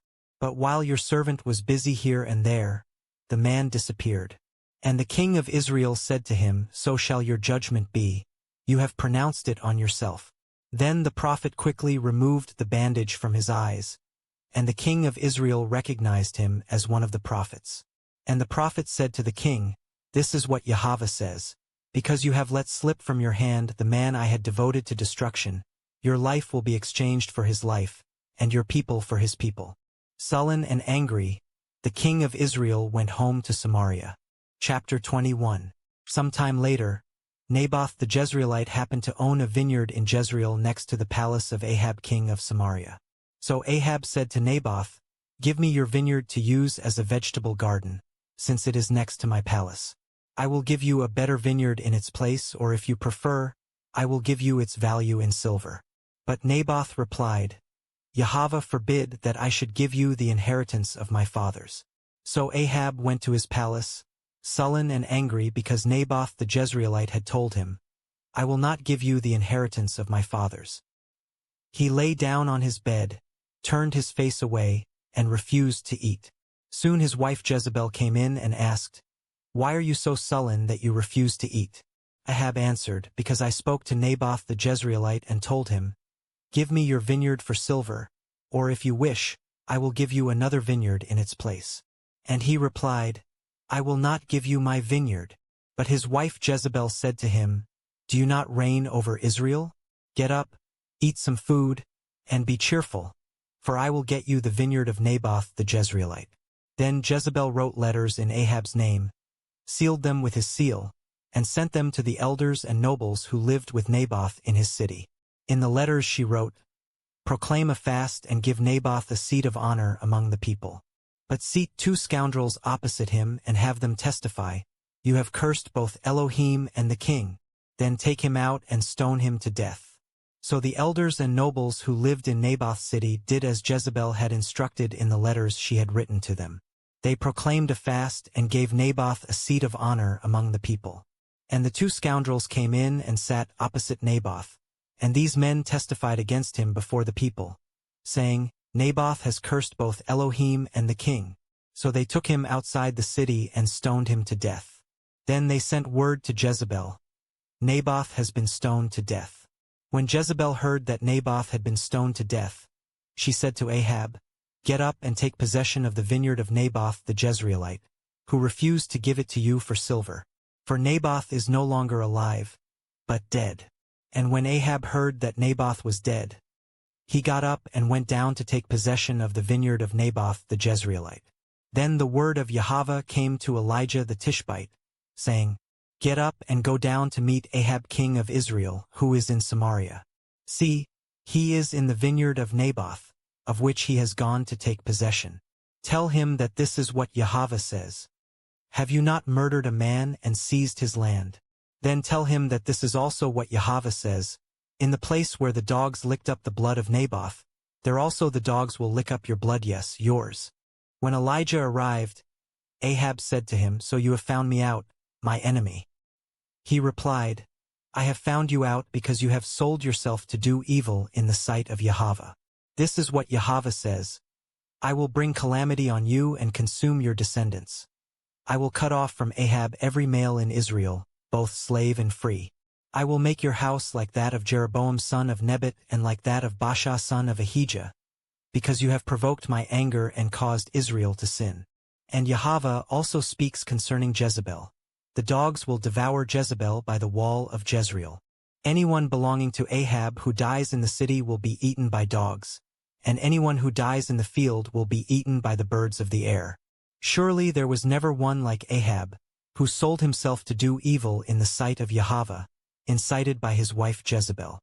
He committed the most detestable acts by going after idols, just like the Amorites whom Yahweh had driven out before the Israelites." When Ahab heard these words, he tore his clothes, put on sackcloth and fasted. He lay down in sackcloth and walked around meekly. Then the word of Yahweh came to Elijah the Tishbite, saying, "Have you seen how Ahab has humbled himself before me? Because he has humbled himself before me, I will not bring the calamity during his days, but I will bring it upon his house in the days of his son." Chapter 22. Then 3 years passed without war between Aram and Israel. However, in the 3rd year, Jehoshaphat king of Judah went down to visit the king of Israel, who said to his servants, "Do you not know that Ramoth-Gilead is ours? But we have failed to take it from the hand of the king of Aram." So he asked Jehoshaphat, "Will you go with me to fight against Ramoth-Gilead?"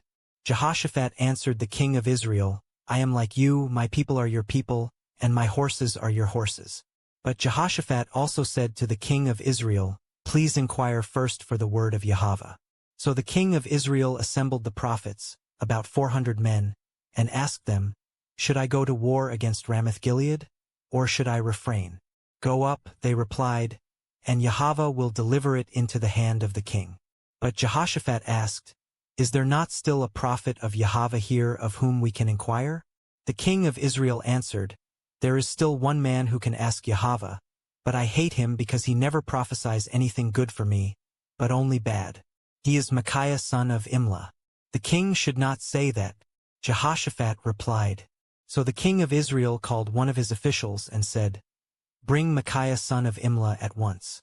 Dressed in royal attire, the king of Israel and Jehoshaphat king of Judah were sitting on their thrones at the threshing floor by the entrance of the gate of Samaria, with all the prophets prophesying before them.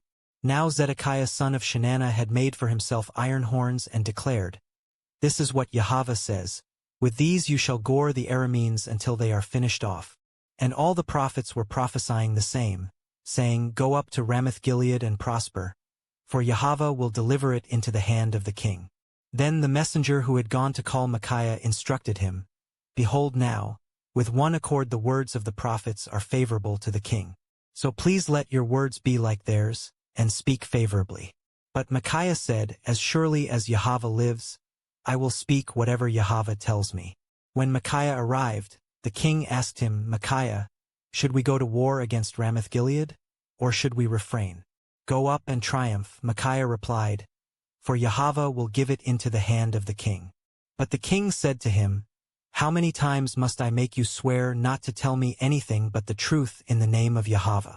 So Micaiah declared, I saw all Israel scattered on the hills like sheep without a shepherd. And Yahweh said, These people have no master. Let each one return home in peace. Then the king of Israel said to Jehoshaphat, Did I not tell you that he never prophesies good for me, but only bad?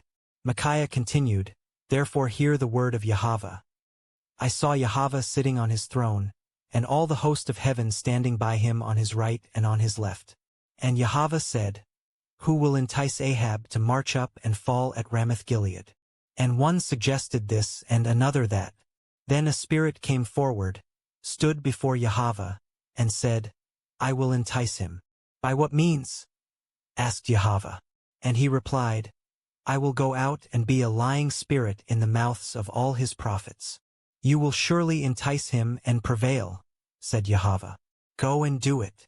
So you see, Yahweh has put a lying spirit in the mouths of all these prophets of yours, and Yahweh has pronounced disaster against you. Then Zedekiah son of Chenaanah went up, struck Micaiah in the face, and demanded, Which way did the spirit of Yahweh go when he departed from me to speak with you?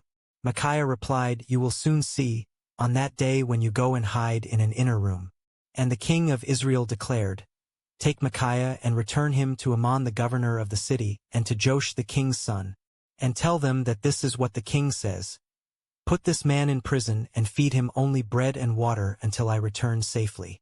But Micaiah replied, If you ever return safely, Yahweh has not spoken through me. Then he added, Take heed, all you people.